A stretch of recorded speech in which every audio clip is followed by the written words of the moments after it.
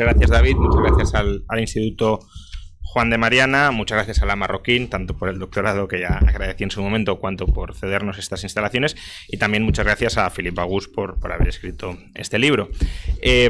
Al final, las críticas yo creo que son útiles para ayudar a perfilar mejor los argumentos, y siempre que las críticas se hagan de buena fe, que no siempre se hacen de buena fe, pero siempre que se hagan de buena fe, creo que han de ser bienvenidas y bien recibidas.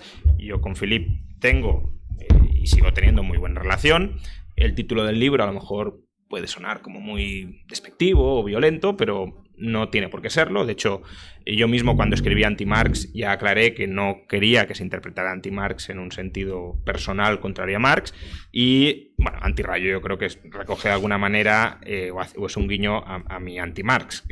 Por tanto, tampoco me lo voy a tomar, ni creo que nadie se lo debería tomar como una especie de ataque personal. Bueno, el debate es muy largo. El debate es muy largo y de hecho yo en mi blog, en mi bitácora, ya he respondido a gran parte de los argumentos del libro, y la extensión creo que son alrededor de 150 páginas de respuesta. Entonces, evidentemente, no voy a relatar todos los argumentos y contraargumentos presentes en el libro, presentes en mi contestación. Si alguien está muy interesado en ellos, en críticas de detalle, pues aconsejo primero la lectura de este libro y después la lectura de las réplicas. Aún me quedan algunas, pero las centrales ya están, que he publicado en mi blog, juanrayo.substack.com. Lo que sí quiero es, de alguna manera, exponer mi réplica tan limpia y estructurada como sea posible para contrastar ambos puntos de vista. El punto de vista que intenta transmitir el profesor August en ese libro es el ortodoxo de la escuela austríaca, que además ni siquiera es el de la escuela austríaca, sino que es el de la escuela monetaria del siglo XIX. Una escuela presubjetivista que Mises incorpora dentro de la tradición subjetivista de la escuela austríaca. ¿Cuál es ese punto de vista? Bueno, pues algunas ideas clave que Philippe o el profesor August repite a lo largo de su libro es que cualquier cantidad de dinero es óptima, que por tanto la deflación no es un problema, y que si la deflación no es un problema, no hay ninguna razón para tratar de contrarrestarla, creando lo que Mises llama medios fiduciarios. Un medio fiduciario simplemente es un pasivo bancario a la vista sin riesgo de contraparte. Y que de hecho la creación de medios fiduciarios, innecesaria, debido a que, como digo, cualquier cantidad de dinero es óptima y la deflación no es problemática, si acaso contribuye a falsear la disponibilidad de ahorro real, y al falsear la disponibilidad de ahorro real genera el ciclo económico típicamente austríaco. Bueno, yo creo que todas estas ideas son equivocadas, ninguna de estas ideas es correcta, y se van enredando entre sí en una maraña que nos conduce a una teoría monetaria que es bastante disfuncional para entender la realidad.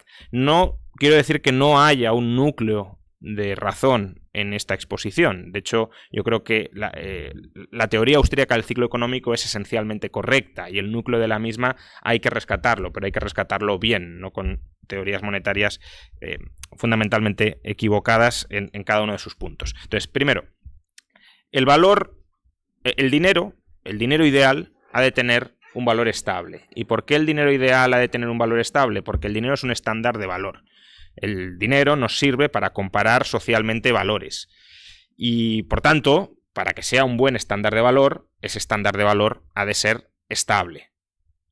Utilizamos un bien, al que llamamos dinero, con un valor estable para expresar a través de los precios el valor de otros bienes. Si el valor del dinero fluctúa, estamos expresando en un estándar monetario cambiante el valor de otros bienes. Y por tanto podemos caer en lo que en teoría económica se llama ilusión monetaria, es decir, confundir cambios nominales con cambios reales en los precios. Por tanto, idealmente, lo ideal no tiene por qué ser siempre factible, pero idealmente el valor del dinero debería ser estable para poder comparar el valor de otras mercancías a lo largo del espacio y del tiempo.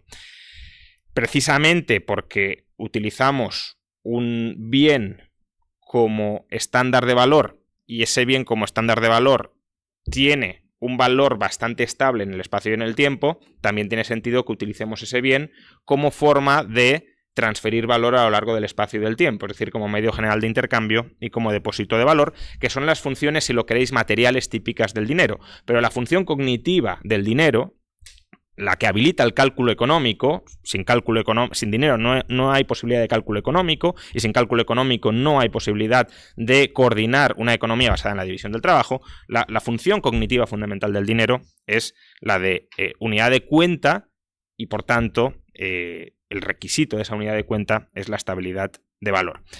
¿Qué sucede? Que si utilizamos, como digo, un bien como unidad de cuenta, y utilizamos, mejor dicho, el valor de ese bien como unidad de cuenta, el valor de ese bien, al que llamamos dinero, es susceptible de cambiar. Es susceptible de cambiar, ¿por qué? Pues porque si hay cambios en su oferta o en su demanda, como con cualquier otro bien, su valor, su utilidad marginal, cambiará. Un desequilibrio entre la oferta y la demanda de dinero es lo que se conoce como desequilibrio monetario. Y el desequilibrio monetario es problemático. No es verdad, como dice el profesor Bagús, que cualquier cantidad de dinero sea óptima. Aquí se confunde que cualquier cantidad de dinero potencialmente puede servirnos para desarrollar la función monetaria, con que cualquier variación en la cantidad de dinero es irrelevante, y no lo es. Los austríacos creo que entienden bastante bien por qué los incrementos descontrolados de la cantidad de dinero no son óptimos, porque tienden a tener un sesgo antiinflacionista comprensible, pero en cambio, cuando caemos en una deflación, o cuando hay una deflación, ahí no ven que puede haber, ahora lo debatiremos, pero puede haber una cantidad de dinero subóptima. ¿Por qué? Pues porque a lo mejor la demanda ha aumentado más que la oferta, y por tanto hay un incremento del valor del dinero, y por tanto hay deflación, y si hay deflación como consecuencia de una revalorización del dinero, lo que hemos hecho ha sido cambiar el estándar a través del cual comparamos socialmente valores, y por tanto estamos de alguna manera falseando el patrón con el que calculamos económicamente. Y eso es potencialmente distorsionador. Entonces, el desequilibrio monetario, que aumente la demanda de dinero sin que aumente la oferta, que caiga la demanda sin que caiga la oferta, que aumente la oferta sin que aumente la demanda, o que caiga la oferta sin que caiga la demanda, afecta al valor del dinero y por tanto afecta al sistema de precios. Y afecta al sistema de precios en dos sentidos. A corto plazo, como digo, como ya he dicho, y lo vuelvo a insistir ahora, distorsiona el cálculo económico, porque lo que hace es modificar el patrón monetario a través del cual calculamos económicamente. Es como si cada día estuviésemos redefiniendo la unidad de longitud metro. Pues claro, yo he comprado 5 metros, pero ¿qué significa 5 metros? Si cada día me defines el metro, la unidad metro de una manera, no sé exactamente lo que he comprado. Y por tanto, tengo problemas para calcular también económicamente, porque me estás alterando las unidades con las que estoy midiendo la longitud. Pues lo mismo en términos de valor. Es verdad que respecto a esto cabe una posible réplica, y es, bueno, si tú alteras el valor del dinero, del patrón monetario a través del cual mides el valor de otras mercancías, pero todos los precios se ajustan, por ejemplo, sube el valor del dinero y todos los precios se ajustan proporcionalmente a la baja, entonces los precios relativos no cambian. Si dividimos todos los precios por la mitad, pues los precios relativos siguen siendo exactamente los mismos. Por tanto, si se duplica, aunque no funciona exactamente así, pero si se duplica el valor del dinero y los precios caen a la mitad, si todos caen a la mitad, pues estamos en la misma situación que cuando el valor del dinero no se había duplicado. ¿Cuál es el problema de esto? Pues que no todos los precios se ajustan a la misma velocidad, ni se pueden ajustar a la misma velocidad. No solo porque haya rigideces contractuales de precios, que también. Los salarios no se renegocian cada día, los alquileres no se renegocian cada día, los tipos de interés no se renegocian cada día, etc. No solo porque haya rigideces en los precios, sino también porque los agentes económicos en un contexto deflacionario van a tratar de renegociar sus precios. Es decir, si hay una tendencia a que caigan todos los precios y yo consigo que los precios de lo que yo vendo o mis ingresos no caigan nominalmente, yo he conseguido un incremento en términos reales del valor del precio de lo que estoy vendiendo y de mis ingresos. Entonces, en un contexto deflacionario, sube la demanda de dinero, no aumenta la oferta de dinero, desequilibrio monetario, aumento del valor del dinero, deflación, de alguna manera se abre el melón a que todo el mundo intente renegociar los precios. Y si no todo el mundo tiene la misma capacidad de renegociación y no todo el mundo la tiene, entonces los precios se ajustarán a distintas velocidades. Y si los precios se ajustan a distintas velocidades, lo que ocurre es que hay un cambio en los precios relativos. No porque haya habido un cambio en los valores relativos de las mercancías, sino porque la unidad en la cual expresamos los precios ha cambiado y el ajuste de los precios respecto a esa unidad se ha desarrollado de manera o a distinto ritmo. De hecho, incluso si lo planteamos en términos de economía de información, planteaos lo siguiente. ¿Qué es más eficiente?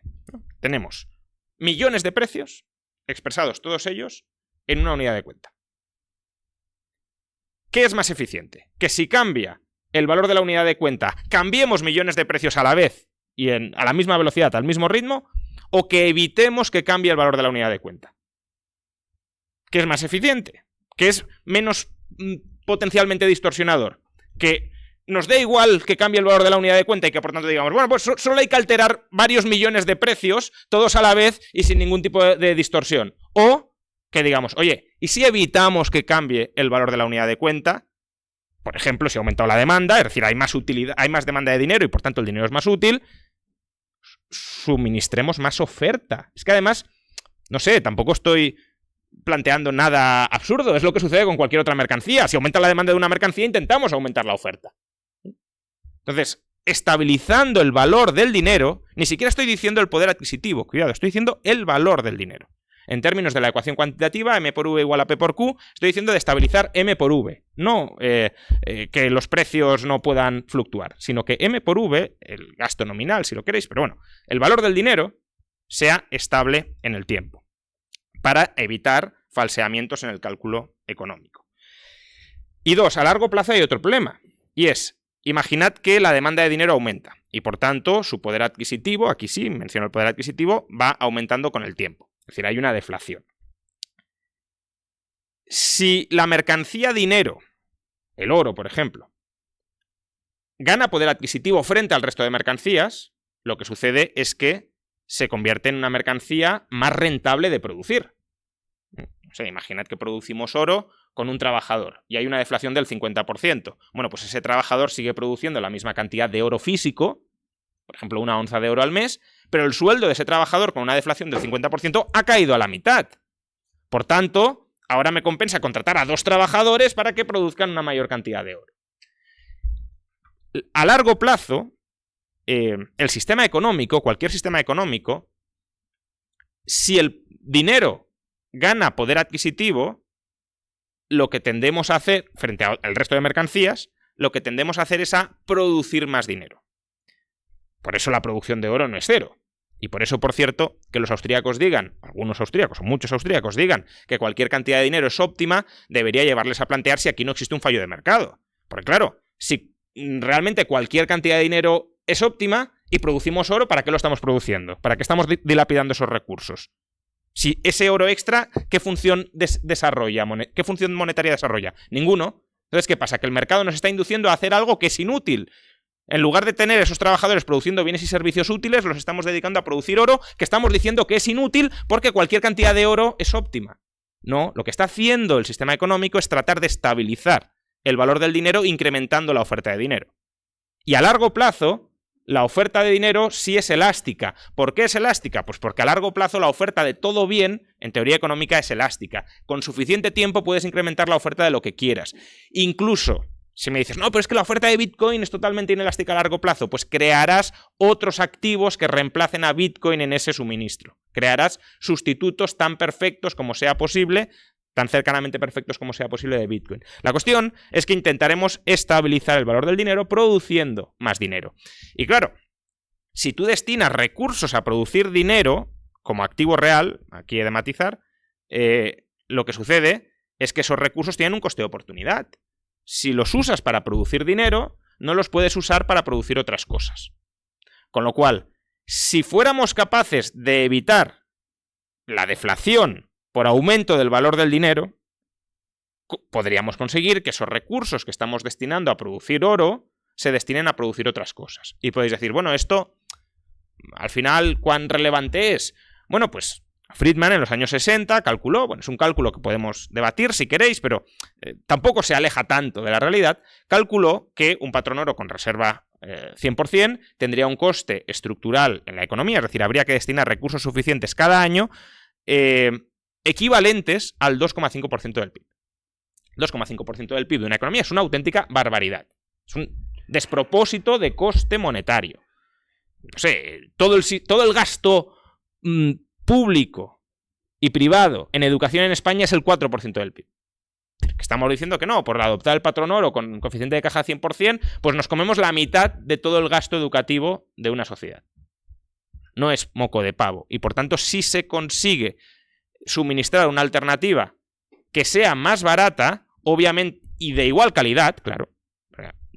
Aquí el profesor Bagus me dice, no, pero es que, claro, si tienen distinto coste, pero la calidad es distinta, hombre, sí, claro.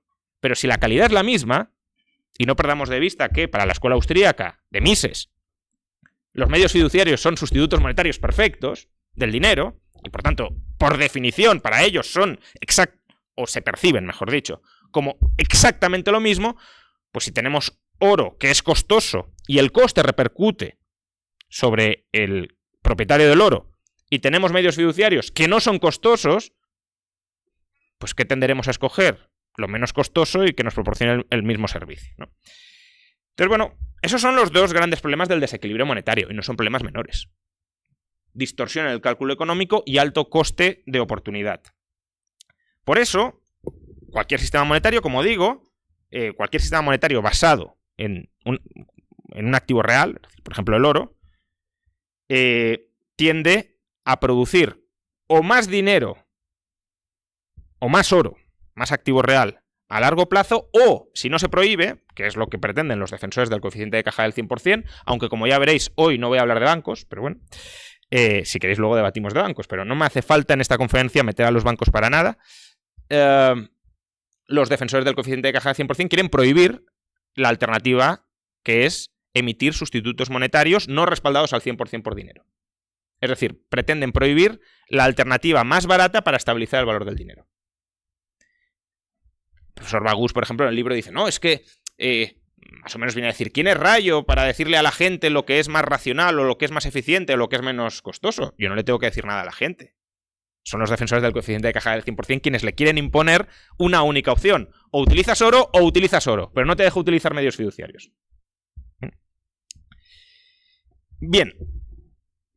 Entonces, ¿qué son esos sustitutos monetarios que permiten solventar el desequilibrio monetario? Es decir, que si aumenta la demanda de dinero, en lugar de aumentar la oferta de oro, aumentemos la oferta de sustitutos del oro.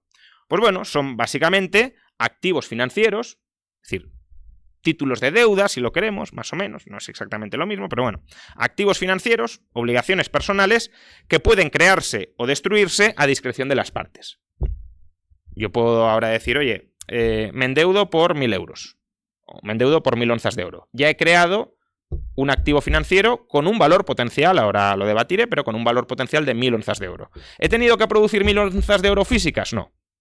Tengo una promesa pagadera en 1.000 onzas de oro. ¿Que tú ya no la quieres? Pues te la tengo que pagar.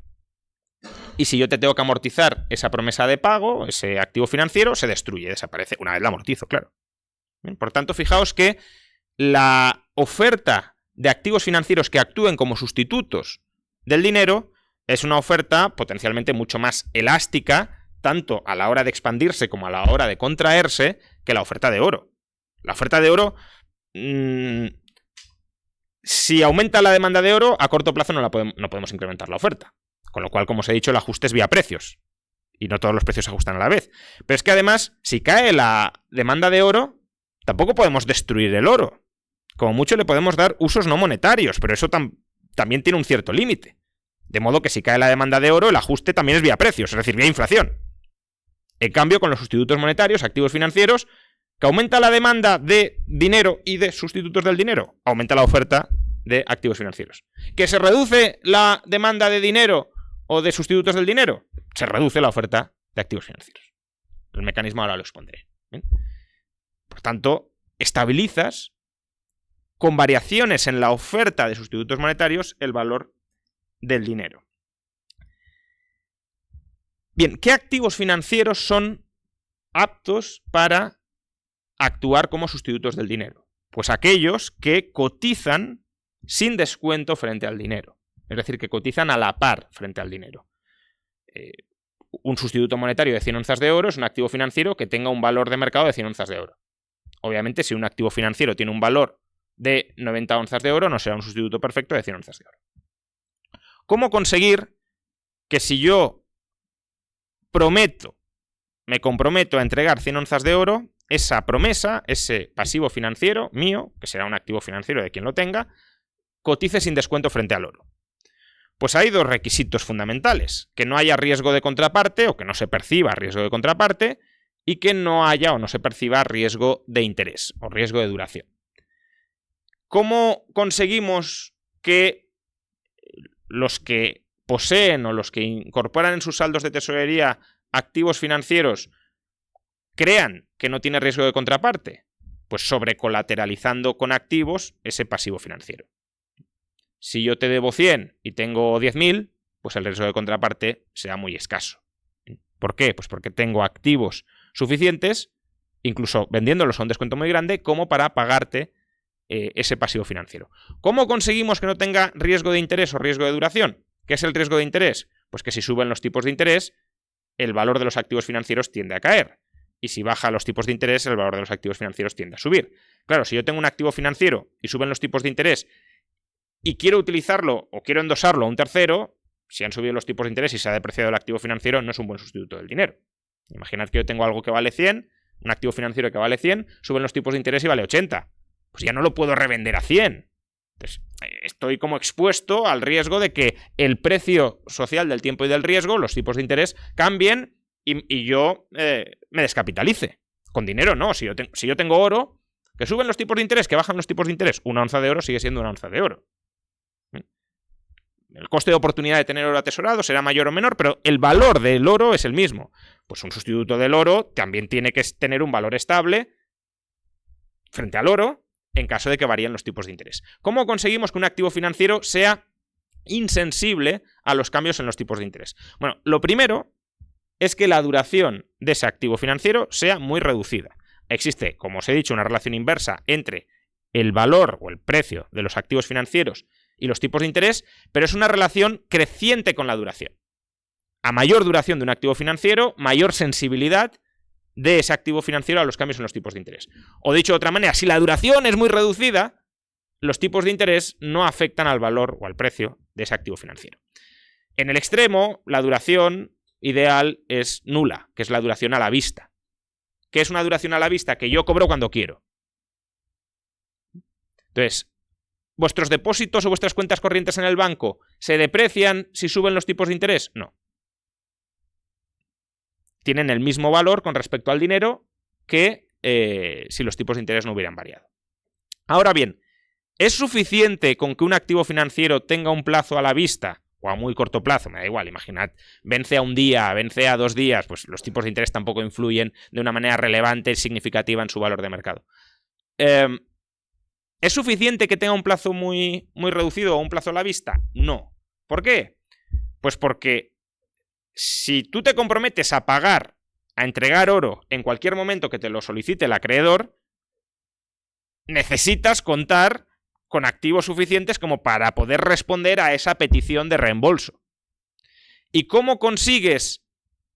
Y por tanto, el deudor solo está realmente exento, y por tanto el acreedor, del riesgo de interés si sus activos reales contra los que quieres o que quieres utilizar para hacer frente a ese pago también están libres del riesgo de interés. Imaginad que yo debo 100 onzas a la vista y tengo 200 onzas invertidas en una inversión a 200 años. Pues como suban los tipos de interés, el valor de esa inversión se desploma por debajo de 100 onzas y por tanto no puedo devolver 100 onzas. Por tanto, no es solo que la duración del activo financiero sea baja, sino que la duración de los activos financieros o reales con los que voy a amortizar, con los que pretendo amortizar, hacer frente al pago de ese activo financiero, también ha de ser reducida. Y por tanto, el acreedor está protegido frente al riesgo de interés porque el deudor también está protegido o está exento del riesgo de interés. ¿Cómo conseguimos o qué significa un activo o tener activos de baja duración? Bueno, los activos financieros de baja duración lo entendemos muy bien, pero ¿qué es un activo real de baja duración? Bueno, aquí yo creo que la contribución de Kachanowski y de Levin, Nicolás Kachanowski y Peter Levin, es a ese respecto muy importante. Ellos han replanteado el concepto de periodo medio de producción de von Bawerk en términos de duración financiera. Entonces, una inversión real es de corta duración si los flujos en términos de bienes de consumo que proporcionan, calculándolo así, la duración es baja. Es decir, si es una inversión que está cercana al consumo, para entendernos. Cuanto más cercana al consumo final esté una inversión, cuanto más rápidamente proporcione flujos de bienes de consumo una inversión, menor es su duración. Y esto al final, la idea de que los activos financieros a corto plazo y sobrecolateralizados por activos reales de baja duración, es decir, por bienes de consumo o por bienes de capital, bienes de orden superior muy cercanos al consumo, proporcionan un sustituto monetario que va a cotizar establemente y no descoordinadoramente a la par frente al dinero al que reemplaza, es lo que se conoce o se ha conocido históricamente como doctrina de las letras reales. Por tanto, en cierto modo lo que estoy diciendo es que el suministro de sustitutos del dinero que estabilice el valor del dinero ante cambios en su demanda, de tal manera que aumentamos la oferta de sustitutos monetarios cuando aumenta la demanda, reducimos la oferta de sustitutos monetarios cuando se reduce la demanda, se puede conseguir a través de la doctrina de las letras reales, es decir, a través de la emisión de pasivos financieros a la vista o a muy corto plazo que estén respaldados por activos reales o financieros de baja duración. Especialmente, en cuanto a activos reales, inversiones muy cercanas al consumo. ¿Esto qué significa? Pues significa que si la demanda de dinero aumenta, es decir, si los agentes quieren incrementar sus saldos de tesorería, los agentes pueden incrementar sus saldos de tesorería o teniendo más dinero o teniendo más sustitutos del dinero. Por tanto, si quieren tener más sustitutos del dinero, y hemos dicho que los sustitutos del dinero son activos financieros, que haya un incremento de la demanda de activos financieros significa que el tipo de interés de esos activos financieros va a bajar. Si yo estoy dispuesto, lo mismo con los bonos, si yo estoy dispuesto a tener una cartera más amplia de bonos, será porque estoy dispuesto a que el tipo de interés que me paguen esos bonos sea más bajo. Entonces, si yo estoy dispuesto a reducir el tipo de interés que les exijo a mis deudores podrán financiarse más asequiblemente conmigo. ¿Eso qué significa? Bueno, un error muy típico de la teoría austríaca ortodoxa es que presupone que solo existe un tipo de interés único en toda la economía, cuando el tipo de interés a corto plazo no tiene por qué ser el mismo que el tipo de interés a largo plazo, y de hecho existe una cosa que se llama curva de rendimientos que expone que a distinta duración, distinto tipo de interés. Bueno, pues básicamente lo que estoy diciendo es que si hay un aumento de la demanda de tesorería, de dinero o de sustitutos del dinero, lo que ocurrirá es que los tipos de interés a corto plazo caerán. Y si los tipos de interés a corto plazo caen, lo que sucederá es que la inversión a corto plazo tenderá a aumentar. Por tanto, habrá un incremento de la emisión de activos financieros a corto plazo que canalizará financiación ¿a qué? A incrementar la inversión a corto plazo de bienes de consumo. O en términos austríacos, o en términos de triángulos hayekianos, lo que sucederá es que la estructura productiva se achatará. Es decir, aumentará la inversión en bienes de consumo a costa, si no ha habido un incremento de la disponibilidad de factores productivos, a costa de la inversión a largo plazo. Que también puede suceder que haya aumentado la oferta de ahorro, en cuyo caso lo que sucederá es que aumentará la provisión o la inversión en bienes de consumo sin reducir la inversión en las etapas más alejadas del consumo. Y al revés, si la demanda de saldos de tesorería se reduce, se corta el suministro de financiación a esas etapas más cercanas al consumo y por tanto la estructura productiva se alarga. Bien. Esto, al final, lo podríamos denominar, o está muy conectado, está muy enlazado, el que mayor demanda de tesorería, mayor oferta de medios fiduciarios, mayor oferta o mayor inversión en industrias cercanas al consumo, menor demanda de dinero, menor oferta de medios fiduciarios, menor inversión en industrias cercanas al consumo, lo podríamos denominar, o está muy cerca al menos, al llamado principio de reflujo de Fullerton. Es decir, que cuando la oferta de medios fiduciarios se vuelva redundante, cuando la oferta de sustitutos del dinero supere su demanda, habrá una contracción de esa oferta de medios fiduciarios, habrá una amortización, habrá una interrupción del suministro de financiación a través de medios fiduciarios. Y por tanto se interrumpirá la financiación de las inversiones que están financiando. Y si están financiando inversiones a corto plazo, cercanas al consumo, menor suministro de financiación a industrias de consumo, es que se corta la inversión en esas industrias de consumo. Y al revés, si aumentamos la provisión de financiación, pues habrá mayor inversión en las industrias de consumo. Bien.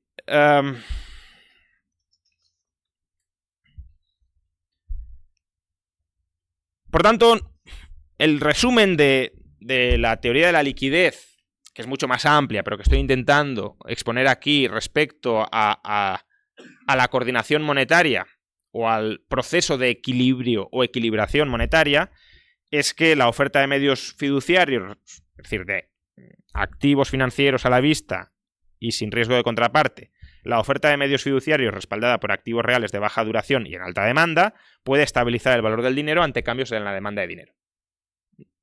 Esa es la tesis. ¿Dónde entra el antirrayo?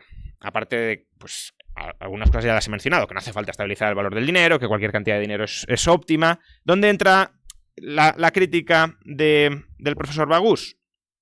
Pues el argumento principal en contra de esto que he expuesto es que como la inversión ha de financiarse con ahorro y como la creación de medios fiduciarios no implica un incremento del ahorro real, entonces financiar inversión con medios fiduciarios implica aumentar la inversión sin que aumente el ahorro. Por tanto, habrá un exceso de inversión en relación con el ahorro disponible y ese es el germen de la teoría austríaca del ciclo económico. Y yo estoy esencialmente de acuerdo con esto, no lo expondría exactamente así, pero bueno, estoy de acuerdo en que el germen de la teoría austríaca del ciclo económico es un desequilibrio entre ahorro e inversión. Y por tanto, si es verdad que aumentamos la inversión sin que haya aumentado el ahorro, es decir, si estamos aumentando la producción futura esperada de bienes de consumo sin que haya aumentado la demanda futura esperada de bienes de consumo, sin que estemos dispuestos a esperar al momento en que llegan esos bienes de consumo, pues claro que hay una descoordinación, hay un desequilibrio en términos hayekianos. Para Hayek el desequilibrio es la incompatibilidad de planes. Planes de los ahorradores no son compatibles con los planes de los inversores. Bien, pues obviamente si invertimos a 10 años y no estamos dispuestos a esperar 10 años, pues hay un desequilibrio. Estamos preparándonos para producir algo para lo que no estamos dispuestos a esperar.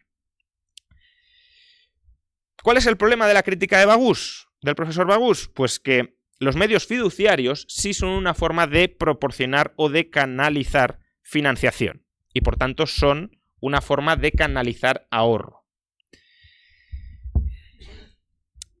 Veamos, todo medio fiduciario, como ya he explicado, es un activo financiero. Bueno, el profesor Bagús tampoco está de acuerdo con esto, aunque no sé muy bien cómo no puede estar de acuerdo con esto, porque si no es un activo financiero es un activo real y creo que evidentemente un medio fiduciario no es un activo real. Si fuera un activo real, en caso de que quebrara el emisor del medio fiduciario, el medio fiduciario seguiría teniendo valor y claramente si quiebra un banco, pues los depósitos bancarios no tienen valor. Y bueno, he mencionado bancos y no quería mencionarlos, pero imaginad que yo emito un pagaré a la vista por 1000 onzas de oro y yo digo, no, yo no voy a pagar nada. Pues eso no es un activo real, es un activo financiero porque depende de mi capacidad y voluntad de pago. Por tanto, ese pasivo financiero, o ese objeto, si lo queréis, tiene valor porque la obligación personal que yo tengo hacia el tenedor de ese instrumento es una obligación que se espera que se va a respetar. Si no se va a respetar, porque no quiero, porque no puedo, por lo que sea, obviamente eso no va a tener valor. No así el oro. El oro nos da igual si el minero de oro es solvente o deja de serlo. Una vez existe el oro, no hay ninguna relación personal entre el tenedor del oro y el productor del oro. De ahí, por cierto, que equiparar medios fiduciarios con oro no tenga ningún sentido. Una cosa es un activo real, otra cosa es un activo financiero. Entonces, los medios fiduciarios son activos financieros o pasivos financieros, según el lado del que lo miremos, y todo pasivo financiero suministra financiación, por definición. Es decir, un pasivo financiero establece una relación entre un agente con capacidad de financiación y un agente con necesidad de financiación. ¿Quién es el agente con capacidad de financiación? Aquel que ha comprado, que tiene en su activo el pasivo financiero. ¿Quién es el agente con necesidad de financiación? El que ha suministrado, el que ha emitido, el que ha suministrado, el que ha ofertado, el que ha creado ese pasivo financiero, el deudor. Hay un acreedor y hay un deudor. El acreedor, por definición, siempre financia al deudor. No puede ser de otra manera. Entonces lo vamos a tratar de ilustrar con un ejemplo que creo que va a ser bastante claro que esto es así y que además es un ejemplo que a los austríacos les gustará, porque parece que es un ejemplo donde se crea dinero de la nada. Que al final es el punto que ellos no terminan de incorporar. Es decir, que la emisión de medios fiduciarios para ellos es crear dinero de la nada. Entonces, imaginemos que yo soy un empresario y quiero invertir. Quiero invertir, es decir, preparar la producción de bienes de consumo futuros.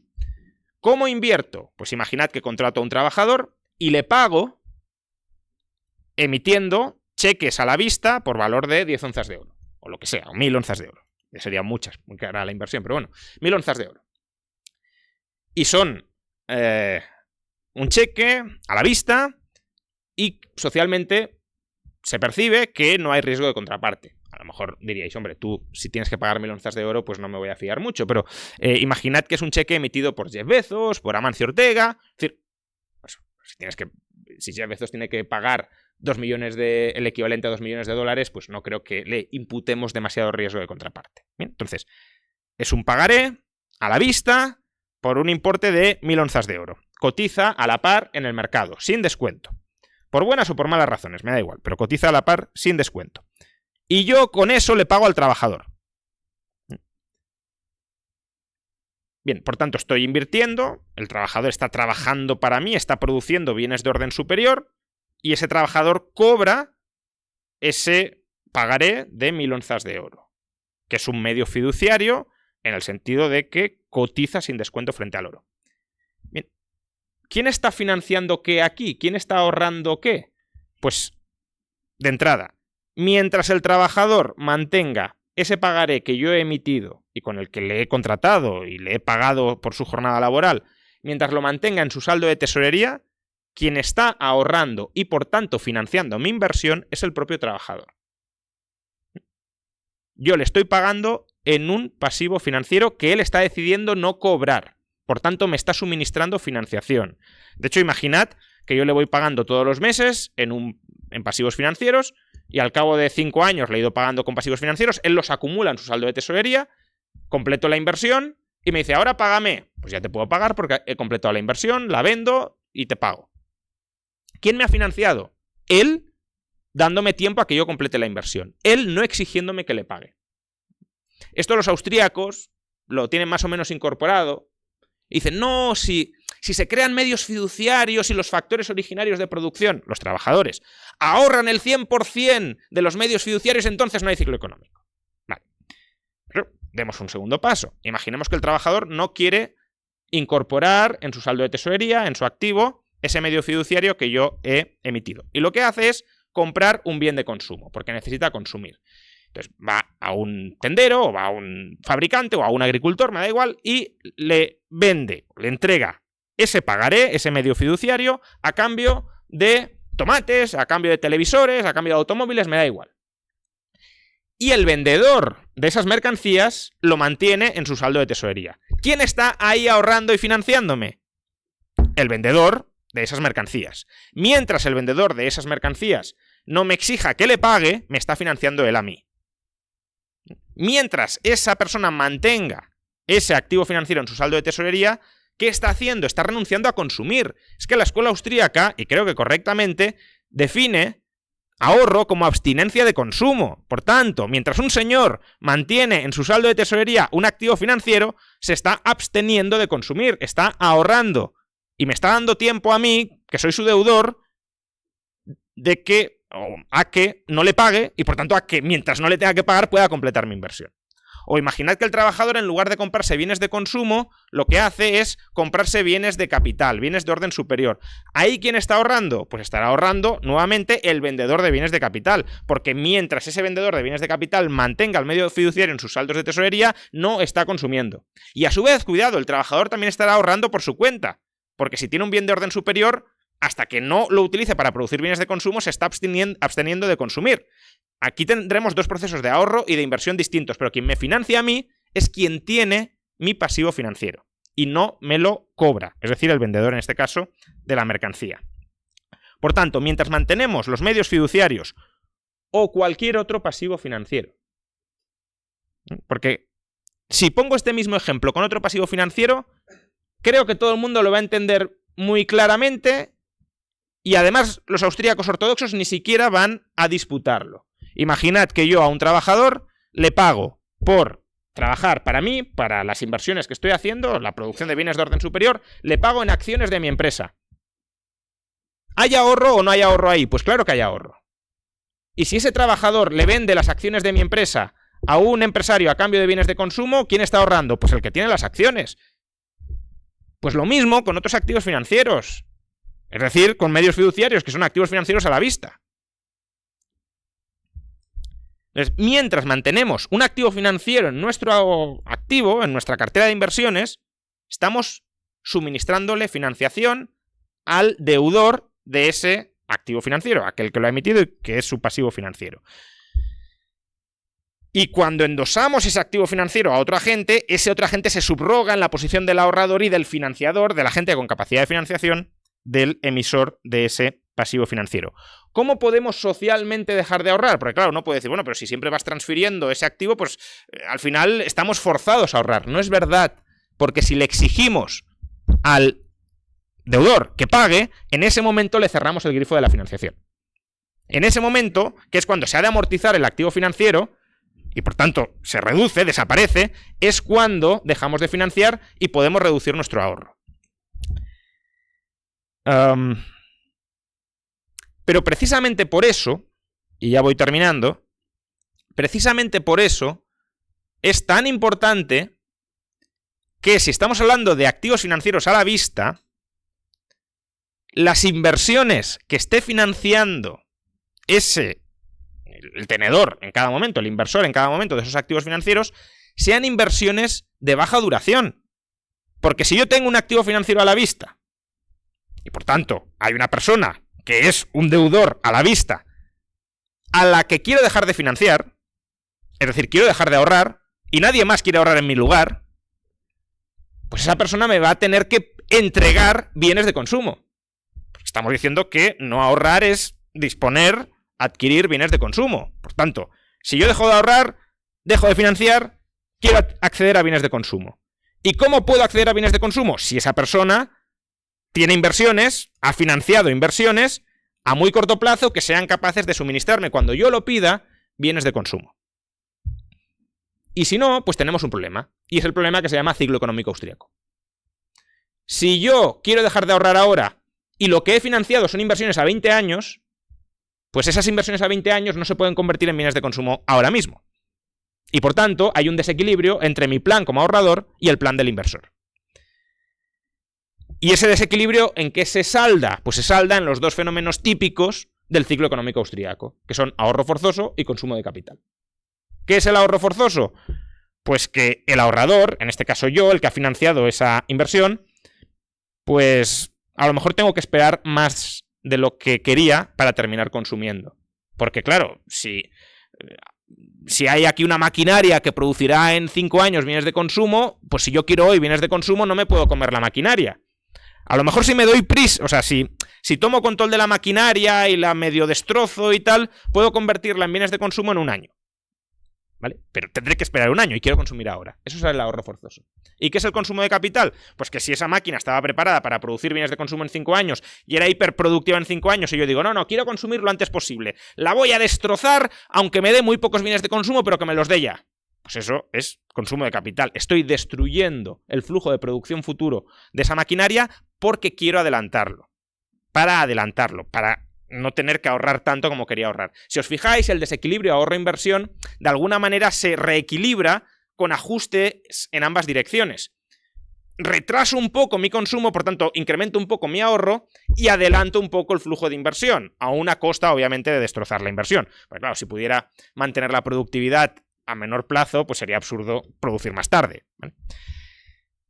Por eso, el problema de los medios fiduciarios no es la existencia de medios fiduciarios, no es el multiplicador monetario propio de la reserva fraccionaria. El problema de los medios fiduciarios es el descalce de plazos. Es decir, que el medio fiduciario, que es un activo o pasivo financiero, esté financiando inversiones de alta duración, que haya un desequilibrio entre el plan del ahorrador, que mantiene como ahorrador el medio fiduciario en su cartera de inversiones, y el plan del inversor, que es el que está recibiendo la financiación mía, del que tiene el medio fiduciario, el activo financiero, en su cartera de inversión. Si el plazo al que yo como ahorrador quiero ahorrar no es el mismo que el plazo al que el inversor que se está financiando con ese activo financiero que yo tengo en mi cartera, activo financiero a la vista, no es el mismo, pues habrá un desequilibrio hayekiano entre mi plan de ahorro y su plan de producción. Y ese desequilibrio se va a manifestar tan pronto como yo le diga, y bueno, en ese caso sí, como yo le diga, págame, dame bienes de consumo. Y se lo puedo decir en cualquier momento porque es un activo financiero a la vista. Si fuera un activo financiero a 20 años, yo hasta dentro de 20 años no le podría reclamar bienes de consumo. Y por tanto tendría un plazo de 20 años a completar su inversión.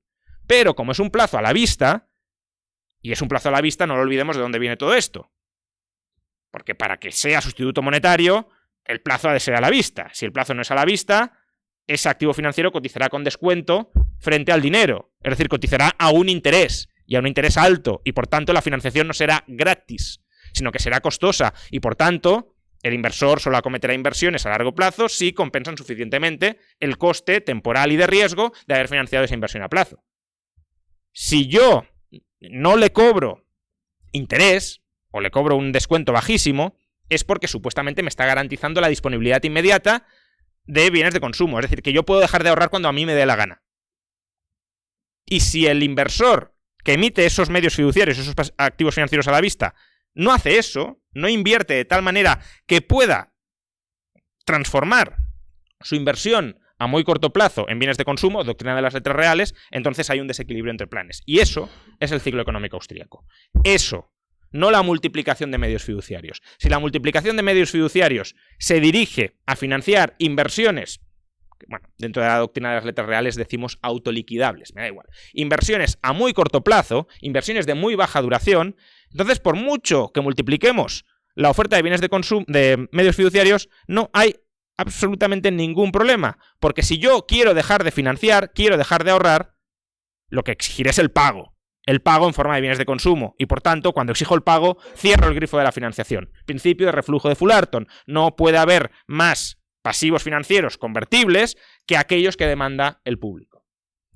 Lo que sí puede haber, y termino con esto, y ese es el problema que tiene la ley o el principio de reflujo de Fullerton, lo que puede haber es un desequilibrio entre, como os he dicho, el activo financiero o el pasivo financiero y los activos que está financiando. Es decir, cuantitativamente, el principio de reflujo de Fullerton es cierto. No puede haber más pasivos financieros convertibles que aquellos que demanda el público. Es cierto, eso es verdad. Ahora, si el público demanda 1 millón de onzas de oro en activos financieros y esos activos financieros están financiando inversiones a 20 años, claro, ahí sí puede haber un desequilibrio que se llama descalce de plazos. Porque yo digo, no, ahora ya no quiero 10 millones, quiero 8. Ya, pero es que no puedo amortizar esos dos porque las inversiones son a muy largo plazo. Y no puedo liquidarlas para pagarte. Cualitativamente sí puede haber un desajuste, cuantitativamente no. De ahí que el multiplicador sea irrelevante y lo que cuenta sea lo cualitativo, es decir, el descalce de plazos y de riesgos, que no lo he mencionado, pero sería otro. Pero bueno, descalce de plazos. Ese es el germen de la teoría austríaca del ciclo económico. Que el plazo del ahorro no es igual al plazo de la inversión. Muchas gracias.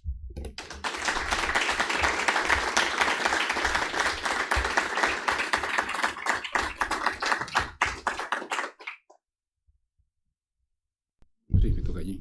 Bueno, muchas gracias, Juan Ramón. Vamos a proceder al turno de preguntas. Si Dante era el primero.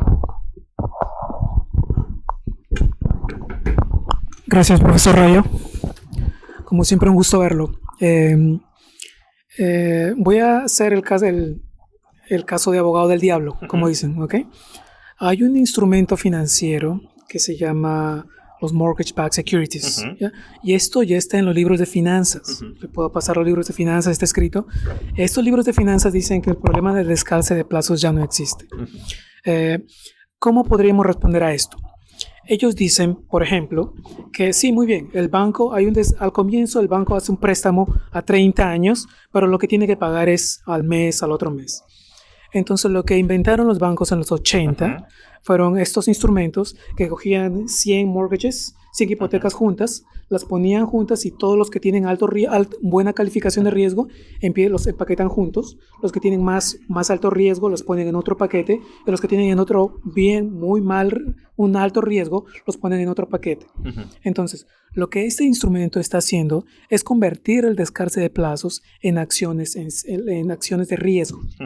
Cuando alguien ya compra las acciones, yo quiero el senior tranche, yo quiero el junior tranche. Cuando ya compran esas acciones, el descalce ya desapareció. O sea, por ejemplo, si yo voy a comprar el senior, voy a comprar el junior, ya se acabó. Yo no tengo a quién reclamarle más. Ahora, el tamaño de los mortgage-backed securities es inmenso. Es inmenso. Los bancos, creo que los bancos ya, ¿qué banco mantiene hipotecas en su cartera? Todo lo venden porque también es en dinero.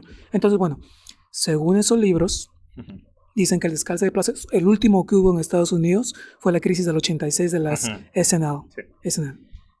A ver, yo estoy de acuerdo en que la titulización de activos, obviamente, si se hace bien, contribuye a reducir el descalce de plazos. Y creo que es un proceso de saneamiento financiero que, si se hace bien, está muy bien traído. Ahora, eso no significa que los bancos hayan dejado de hacer y dejado de mantener descalce de plazos o transformación de plazos en su balance. De hecho, cualquier manual de banca te dice que una de las principales, erróneamente desde mi punto de vista, pero que la principal función de un banco es transformar plazos. ¿Cómo hacen esto? Pues o mantienen hipotecas en su balance o, que sí que las mantienen, es decir, si tú vas a los balances de los bancos siguen teniendo hipotecas, las siguen teniendo, o lo que hacen es comprar mortgage-backed securities. Entonces, ¿y cómo las compran? Contra depósitos. Entonces, en el balance de los bancos sigue habiendo mucho descalce de plazos. De hecho, Silicon Valley Bank, por ejemplo, suspende pagos por el riesgo de duración, porque sus inversiones en deuda pública, en deuda hipotecaria, es decir, mortgage securities, eran a muy largo plazo. ¿Y cómo financiaba eso? ¿Con cédulas hipotecarias a 30 años? No, con depósitos a la vista. Con lo cual, te estás financiando a la vista o a muy corto plazo y estás invertido en ¿qué? En activos a muy largo plazo. Por tanto, el descalce sigue ahí. Otra cosa es que hayas empaquetado y hayas vendido eso a otros fondos o a otros bancos. Si lo has vendido a fondos y esos fondos han emitido deuda a largo plazo, que también hay, por supuesto, fantástico. Ahí no hay descalce de plazos. Es una forma, como digo, de saneamiento financiero. Ahora, si lo has vendido a otros bancos o a otros fondos que emiten deuda a corto plazo, por ejemplo la SIP, lo que emiten es Asset Backed Commercial Paper, es decir, papel comercial respaldado por activos. Eso es una transformación de plazos, porque es un papel comercial 2006-2007 que vence a 3 meses, pero tus activos en los que estás invertidos, por ejemplo, son mortgage-backed securities que vencen a 20, 25, 30 años. ¿Qué pasó? Pues si te cierran el grifo de financiación, si no puedes hacer rollover de esos pasivos financieros a corto plazo, tienes que liquidar tu activo. Es exactamente lo mismo que lo que he explicado hace un momento.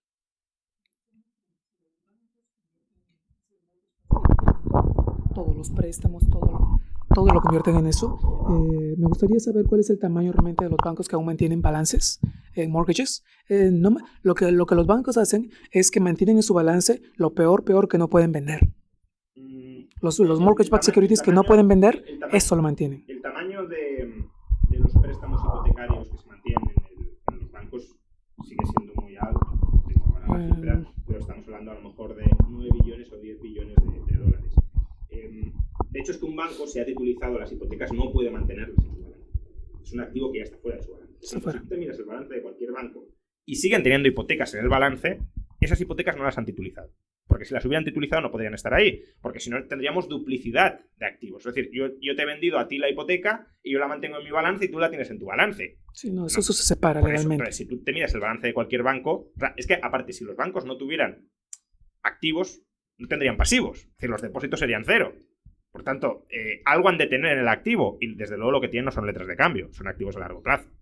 ¿Por qué razón unos bancos no titulizarían ciertos mortgages? Pues porque les sale rentable. O sea, a ver, tú titulizas para volver a dar nuevos créditos, no titulizas porque sí. Entonces, el banco, la fuente de negocios del banco, ¿cuál es? Explotar el margen de intermediación. Está invertido en unos activos y se financia con unos pasivos. Entonces, los activos, a mayor duración, mayor interés le pagan. Los pasivos, a menor duración, menor interés tiene que pagar. Por tanto, lo que intentará hacer el banco es tener activos a largo plazo, sean las hipotecas que ha dado originalmente o sean las que ha titulizado, las de otro banco que ha comprado, con pasivos a corto. Porque si inviertes a corto y te endeudas a corto, el margen de intermediación es muy escaso. Y no tendrían riesgo de duración, no tendrían riesgo de liquidez. Por tanto, ahora que han... de interés, perdón. Ahora que han... ni de liquidez tampoco, pero me estaba refiriendo al de interés. Ahora que han subido los tipos de interés, todo el sistema bancario estaría perfectamente saneado. Y no es así. Es decir, ¿por qué quiebra el Silicon Valley Bank? Por riesgo de interés. ¿Por qué quiebra el First Republic Bank? Por riesgo de interés. No quiebra porque sí. ¿Para qué están las regulaciones bancarias como Basilea III? Para decirles, oye, no os apalanquéis mucho y no descalcéis demasiado plazos. Es decir, las ratios bancarias de liquidez en Basilea III lo que te imponen es: tienes que tener activos de alta calidad liquidables a un valor estable en el mercado suficientes como para hacer frente a un cierre de financiación o a un reembolso de 30 días. No, si fueran activos a corto plazo todos, pues no habría ningún problema de eso, no habría que regular nada. Porque hay varias preguntas. Sí, por ahí.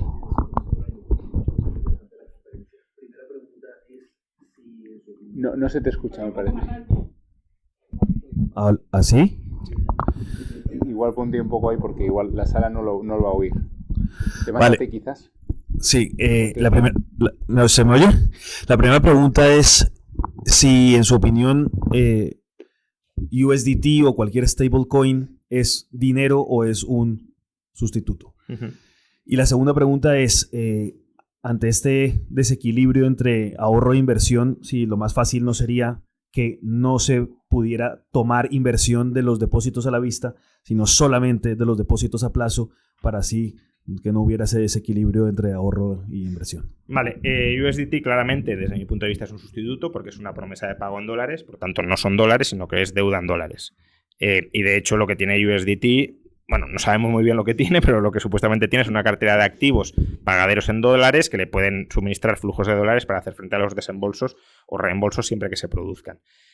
Durante el último crash de las stablecoins, la capitalización de USDT se redujo, no recuerdo en cuánto, pero muy significativamente. ¿Por qué? Porque hubo un reembolso masivo de USDT. ¿Y con qué reembolsaron? Liquidando los activos y dando dólares. Pero en el caso de UST, el de Terra sería diferente, porque no es contra dólares. Yo estaba hablando de Tether. Claro, ahí eso es un esquema Ponzi realmente. Es un pasivo pagadero en un activo que además intentas estabilizar emitiendo el pasivo. ¿Vale? Era Luna, y el valor de Luna, ¿de qué dependía? Pues de que la red de UST se extendiera y fuera cobrando comisiones, etcétera. Por tanto, era un equilibrio muy inestable. Pero entonces sería un sustituto. No se utiliza, no se utilizaba como medio de intercambio ni como depósito de valor ni nada. UST, sí. UST, sí. Bueno, lo intentabas estabilizar, o sea, sería, vale, un sustituto monetario con un activo tremendamente ilíquido, como es Luna. O sea, pretendías financiarte con un sustituto monetario, pero mal financiado y líquido, que es justamente lo que estaba criticando aquí. Es decir, que tus activos no tengan un valor estable para mantener, a su vez, estable el valor de los pasivos. Sobre el desequilibrio ahorro-inversión, a ver, la reserva fraccionaria ni es condición necesaria ni condición suficiente para que haya desequilibrio entre ahorro e inversión. No es condición suficiente porque si tú emites medios fiduciarios contra activos de baja duración, no tienes como expuesto ningún desequilibrio entre ahorro e inversión. El caso que he mostrado de yo financio una inversión pagándole a un trabajador con un medio fiduciario que he creado yo. Ahí la reserva fraccionaria, o sea, el coeficiente de caja es 0, yo no tengo dinero, ¿vale? Pero ahí no hay un desequilibrio entre ahorro e inversión si la inversión que yo estoy haciendo es una inversión de corta duración. Entonces, no es condición suficiente. Tampoco es condición necesaria porque tú puedes tener un desequilibrio entre el plan de ahorro y el plan de inversión a plazo. Es decir, ahorramos depósito a 1 año, ¿vale? Y yo invierto a 20, pues hay un desequilibrio. Entonces, no... Realmente, lo único que consigues prohibiendo la reserva fraccionaria no es evitar el desequilibrio entre ahorro e inversión, sino evitar la estabilización del valor del dinero a través de medios fiduciarios. Y como ya he explicado, desestabilizar el valor del dinero es problemático porque falsea el cálculo económico.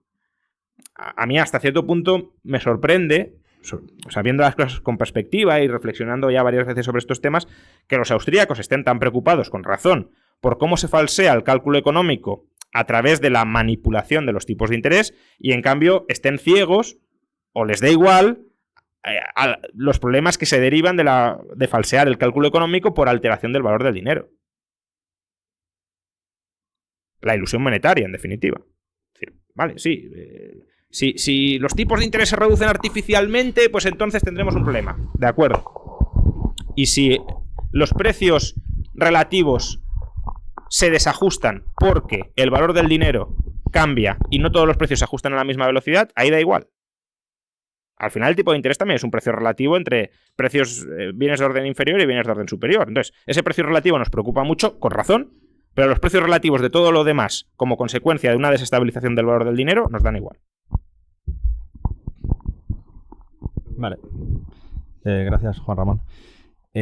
Si los descalces de plazos son problemáticos, ¿no podría estar justificado que se prohibiesen?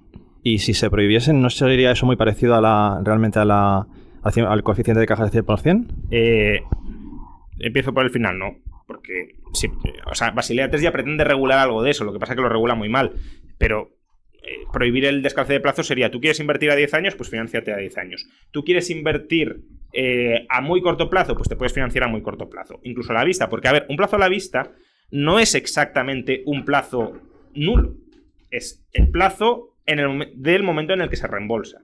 Es un plazo indeterminado, a priori indeterminado. Por tanto, que tú te financies a la vista no significa que debas tener ya el dinero. Significa que en el momento en el que te pidan cobrar, has de ser capaz de tener el dinero. ¿Vale? Que es distinto, porque a lo mejor te pido cobrar en 1 año, con lo cual tienes un plazo de inversión en 1 año, ¿vale? Entonces, no. Lo que forzarías es a que se casara el plazo de ahorro con el plazo de inversión y dejarías abierto un plazo indeterminado de inversión para ser financiado con deuda a la vista, que es una deuda con un plazo indeterminado de vencimiento. Y la primera, si se justificaría que se regulara, bueno, ya lo justifican en parte, Basilea III lo intenta regular, ya digo, muy insuficientemente, muy desnortadamente, si lo queremos, pero lo intenta regular. Prohibir por completo me refería. O sea, prohibir por completo. Primero, a lo mejor uno podría decir, oye, tus teorías económicas llevan a proposiciones normativas muy antiliberales. Bueno, si eso fuera así, pues no habría por qué cambiar o falsear la teoría económica. La teoría económica es descriptiva, no hay que ajustar la teoría económica a las conclusiones normativas a las que yo quiero llegar. Pero bueno, de todas formas, tengamos presente que eso es lo que propone al final los defensores del coeficiente de caja del 100%, que es, oye, prohibamos este tipo de financiación. El problema de tratar de prohibir el descalce de plazos es que el descalce de plazos no está absolutamente predeterminado o no es absolutamente cierto. Yo puedo creer que el plazo de mi inversión es 10 años, pero a lo mejor es 15. Entonces, ¿cómo puedes imponer un calce de plazos cuando no podemos conocer cuáles son los plazos de la inversión? La inversión puede ir mucho mejor y puedo recuperar antes, o puede ir peor y puedo recuperar más tarde. Lo mismo con el riesgo. O sea, porque el problema no es solo el descalce de plazos, es también el descalce de riesgos, que es otra forma de descoordinar el plan del ahorrador del plan del inversor. Yo quiero muy poquito riesgo y tú me inviertes en algo muy arriesgado, por tanto yo no estoy estimando adecuadamente la probabilidad de que me quede sin consumir. Y eso altera todos mis otros planes. Pues aquí lo mismo, ¿cómo vas a regular que no se pueda invertir a más riesgo del riesgo que quiere el ahorrador? Oye, puedes hacer cierta regulación, no digo que no, pero no será una regulación precisa, porque no sabes exactamente cuánto riesgo quiere asumir el ahorrador, ni tampoco puedes medir objetivamente el riesgo de la inversión. Pues con los plazos lo mismo. Gracias. Vale, yo tengo una duda y es al respecto sobre que efectivamente se restringe la emisión de medios fiduciarios para, digamos, estabilizar el valor del dinero a través de la reserva de 100%. Pero esa estabilización, ¿qué margen tiene con respecto a que, bueno, se promete que no va a haber altos índices de inflación o de deflación? Pero, ¿hasta qué margen se puede manejar eso? Porque, veamos, un 10% de deflación o de inflación, normalmente, y aunque no queremos entrar en los bancos, el Banco Central promete estabilidad en el valor de la moneda. En una sociedad de libre mercado, sin Banco Central ni nada, ¿hasta qué punto el emisor calcularía o se podría decir que estimaría ese equilibrio o esa estabilidad en el valor de la moneda? No, conseguiría...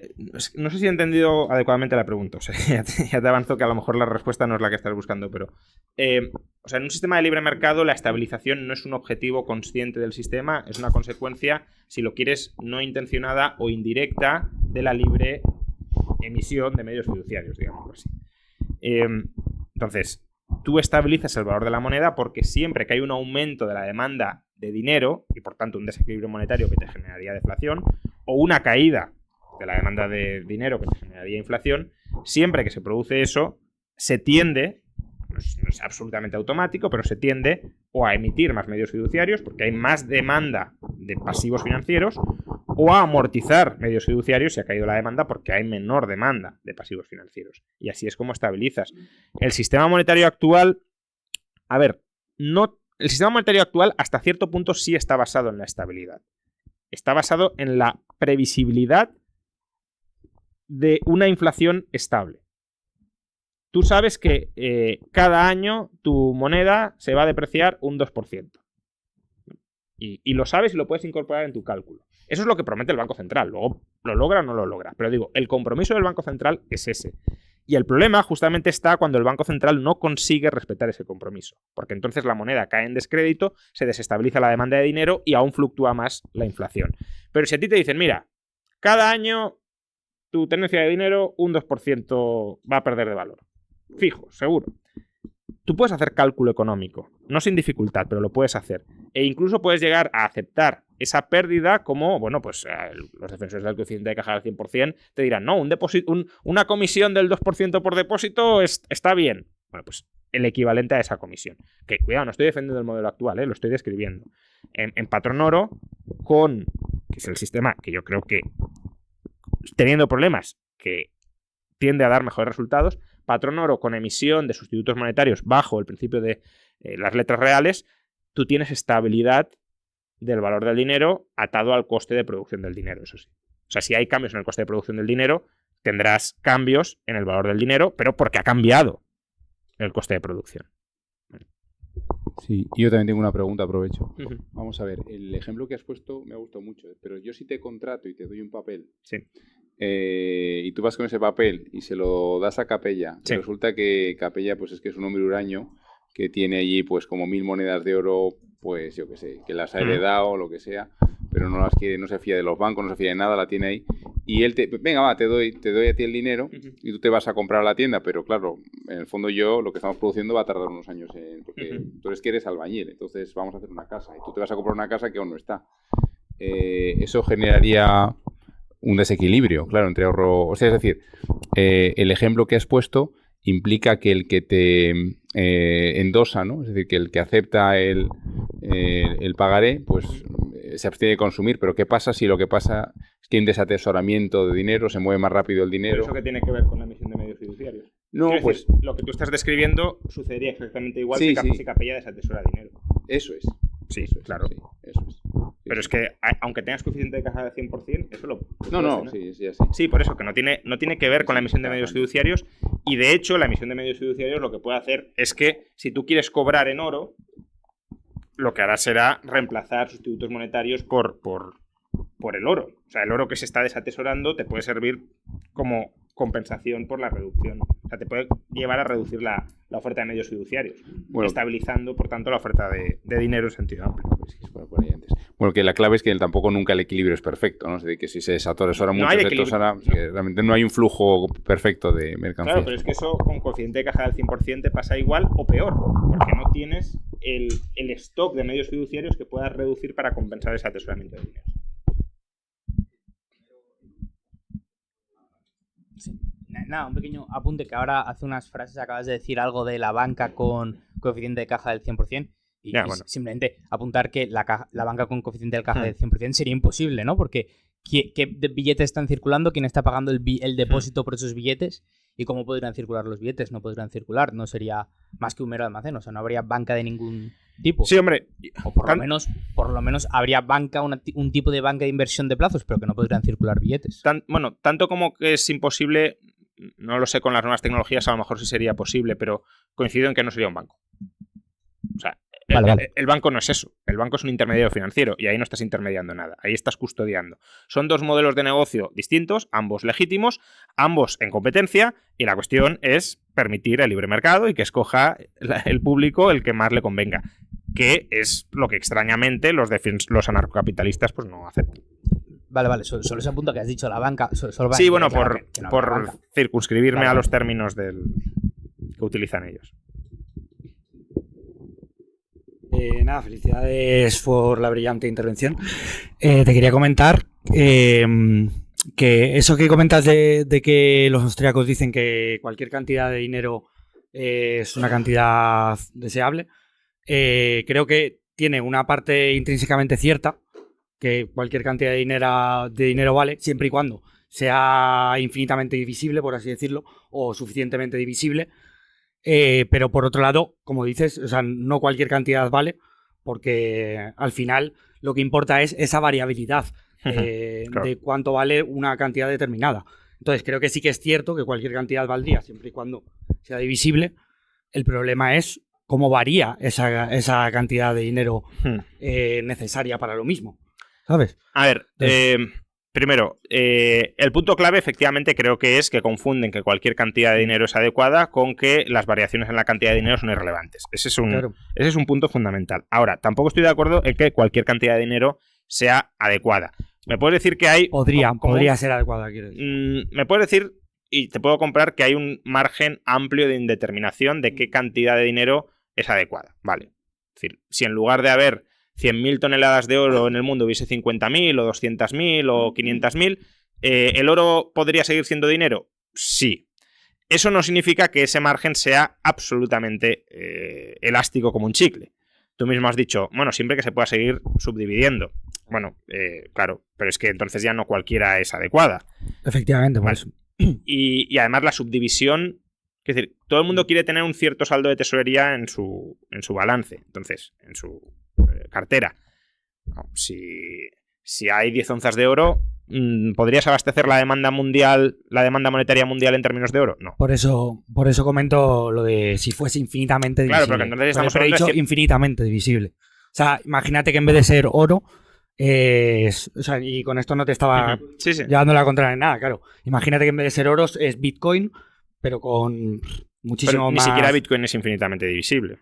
¿Eh? Que ni siquiera Bitcoin es infinitamente. Ya. Bueno, se podría Pero bueno, programar para que lo fuera. Imagínate que programadamente lo tienes infinitamente divisible. Si es que ni siquiera era una réplica luego, nada que... Una cosa es por el lado de poco y luego puede ser excesivo la cantidad de dinero. Imagínate que dijéramos, Sí, no. pero siempre, o cualquier- sea, si fuese estable, siempre, No, o sea, pero- es como en vez de ser un euro, No, porque tendrías no, a 1.000 ver. euros valdrían un No, euro. porque el coste de almacenamiento se dispararía. Es decir, si el valor unitario es tan sumamente... O sea, si el bien es tan súper abundante que su valor unitario es bajísimo, entonces el coste de almacenamiento es altísimo. Tú imagínate que dices, no, la arena va a ser el dinero. Pues no. ¿Por qué? Porque tendría un coste de almacenamiento gigantesco. Entonces, de la misma manera que hay características objetivas del dinero que contribuyen a que lo haga mejor o peor dinero, la divisibilidad, por ejemplo, es una de ellas. Pues escasez, la claro, cantidad sí. o escasez relativa también lo es. Mm. Que claro, puede ser relativamente escaso con muchas cantidades, de acuerdo, pero no con cualquiera. Sí, entiendo. Y o sea, además, la cantidad influye sobre muchas otras características del dinero que los propios austríacos reconocen que son características o propiedades influyentes en determinar qué es el dinero. sí, entiendo y lo comparto. Tenía otra asunto así. Al final el problema que tendría no sería ni la reserva fraccionaria ni nada en cuanto a eso. O sea, para mí es el incentivo perverso que das a cualquier banco o a cualquier emisor a ser rescatado por Sí. por la población en general. Entonces, para mí ahí está el problema. Simplemente. Sí, claro. O sea, lo que hay que prohibir no es la reserva fraccionaria. Lo que hay que prohibir es el rescate bancario, básicamente. Bueno, o de cualquiera que emita sustitutos monetarios con la excusa de que están emitiendo sustitutos monetarios. Y bueno, finalmente creo que en esta intervención, a diferencia de otras veces en vídeos que haces o incluso en clase que estoy ahora experimentándolo, ha sido más rápido a la hora de hablar. Creo que tal vez porque aquí la gente pues entiende economía y entonces te ves en la tal, pero creo que es más fácilmente muchas veces seguirte el ritmo cuando hablo por mí, no sé, ¿sabes? Pero creo que es más fácil entenderte en algunas ocasiones cuando hablas más rápido que cuando hablas más lento, por lo menos para mí, porque ya a mí se me despista la cabeza a veces. Puede ser. Pero solo como sugerencia. Lo que estaba diciendo David, no sé si lo que querías decir, o al menos a mí me has inspirado, que hay gente que mientras unos descalzan plazos, otros podrían hacer la operación contraria, que sería un descalce inverso, que es un poco absurdo. Pedir prestado a largo y prestar a corto porque eso tiene costes y no vas mucho más allá, pero lo que puedes hacer es mantenerte en posición de liquidez, estar tú líquido para cuando los demás están ilíquidos y tienen problemas, aprovecharte de ellos y comprarles a precios de derribo. Entonces, el problema del descalce de plazos, cuando solo lo hace un banco o cuando lo hacen pocos intermediarios financieros, es un problema para ellos. Lo que están haciendo es asumiendo riesgos. O sea, primero no hay que prohibirlo porque es una asunción de riesgos, beneficios, que mientras la gente sea consciente de que ahí puede haber un problema, vale. Pero para el resto puede ser una oportunidad de que están esperando, a ver si estos se dan el batacazo, les compramos. El problema es cuando se hace sistemáticamente, lo hace toda la economía y ya nadie tiene liquidez para comprar eso. Eso es, pues ahí ya no tiene solución más que bueno que se genera inflación y lo acaba pagando todo el mundo no voluntariamente. Este era el comentario serio. Los comentarios un poco más cachondos ahora es esto es el anti-antirrayo. En el anti-antirrayo podría haber algún error que alguien hubiera descubierto que diera lugar a un anti-antirrayo. Tú llamas de ratas. Tú llamas de ratas a cada vez que te pille un error, le llamas esto es una rata. Luego, anti-antirrayo, en lógica, no, se elimina. Luego, anti-antirrayo es rayo. Luego, esta charla ha sido rayo by rayo, ¿no? Un poco ególatra. Bueno, la egolatría de la que me ha dedicado el libro. Vale, y un poco más en serio, no acabo de entender, ya lo discutiremos otro día, ¿por qué has distinguido valor de poder adquisitivo y has dicho que no son lo mismo y tal? Yo los entiendo como sinónimos, salvo que tú veas alguna diferencia y de que valor del dinero y poder adquisitivo es... Muy simple. El precio de cualquier mercancía, y el poder adquisitivo es el inverso del precio, puede variar o porque varía el valor del dinero o porque varía el valor de la mercancía. Y lo que... Sí, claro. O sea, el valor del dinero se puede mantener. Pero eso es la regla. La regla de Selgin, ¿cuál es? Que si hay aumentos de la productividad, haya deflación. ¿Por qué? Pues porque si aumenta la cantidad de bienes y por tanto la utilidad marginal de los bienes cae, es lógico que caigan los precios. Lo que hay que estabilizar no es, lo que hay que impedir no es que varíe cualquier precio al alza o a la baja, sino que el valor del dinero varíe. Sí, pero ha habido un momento en que has dicho que lo que tú quieres estabilizar es MV, eso es estabilizar el flujo total de gasto, no es estabilizar el poder adquisitivo del dinero, que es P. El poder adquisitivo del dinero, el dinero es P. Si lo que quieres estabilizar es MV, ya no estás estabilizando el poder adquisitivo del dinero, al revés, lo estás desestabilizando para estabilizar el flujo total de gasto. Pero, que es lo que quiere estabilizar Selgin. Pero P puede bajar o subir. Ah, claro. Si varía la cantidad de bienes. O sea, tú estabilizas M. P es el nivel de precios. Claro, pero es el nivel de precios por cambio en el valor de los bienes, no por cambio en el valor del dinero. O sea, no, podría ser por cambio en el valor del dinero. No, porque has estabilizado M por V. Pero M por V solo es el flujo nominal de gasto. Bueno, a ver, bueno, M es la oferta de dinero y V es la oferta y es la demanda de dinero, es el inverso de la demanda. Por tanto, si eso se mantiene estable, es que se mantiene estable el equilibrio monetario. Con lo cual, si los precios varían al alza o a la baja, es porque varía al alza o a la baja la cantidad de bienes, no por otra cosa.